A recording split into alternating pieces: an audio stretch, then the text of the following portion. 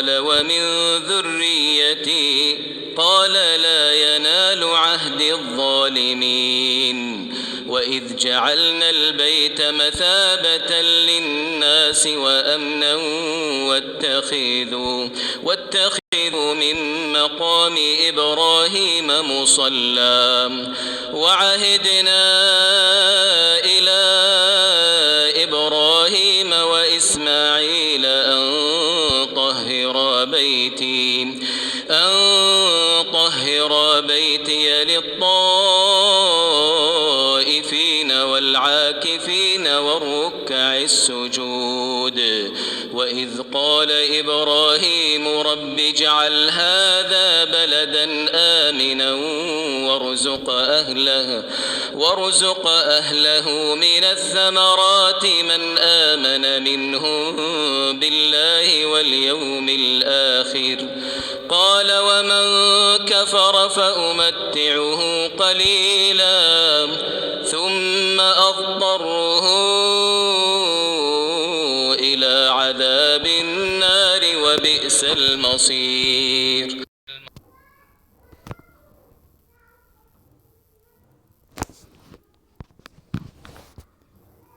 وإذ تأذن ربكم لئن شكرتم لأزيدنكم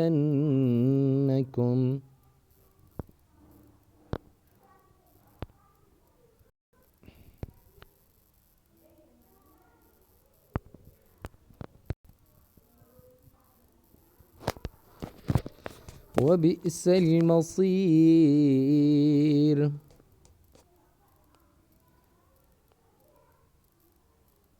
وإذ قال ربك للملائكة جاعل يجعل فيها من يفسد فيها ويسفك الدماء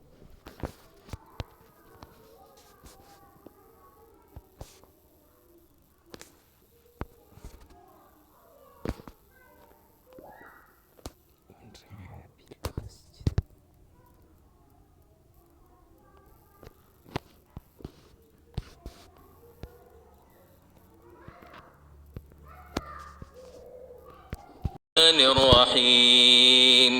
مالك يوم الدين الحمد لله رب العالمين الرحمن الرحيم مالك يوم الدين إياك نعبد وإياك نستعين اهدنا الصراط المستقيم صراط الذين أنعمت عليهم غير المغضوب عليهم ولا الضالين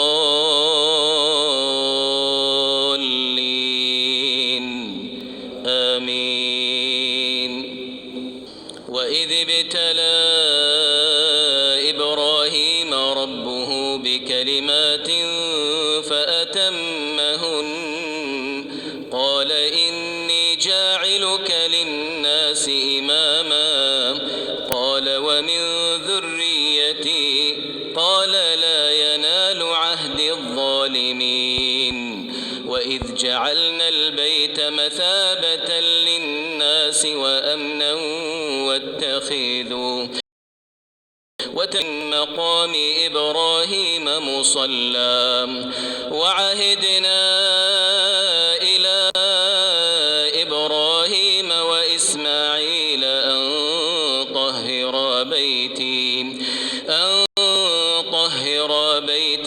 للطائفين والعاكفين والركع السجود وإذ قال إبراهيم رب اجعل هذا بلدا آمنا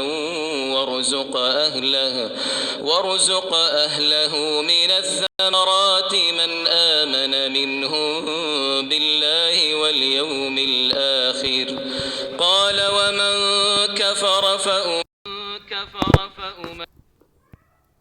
كفر فأمتعه قليلا ثم أضطره إلى عذاب النار وبئس المصير. وإذ يرفع إبراهيم القواعد من البيت وإسماعيل ربنا تقبل منا إنك أنت السميع العليم ربنا واجعلنا مسلمين لك ومن ذريتنا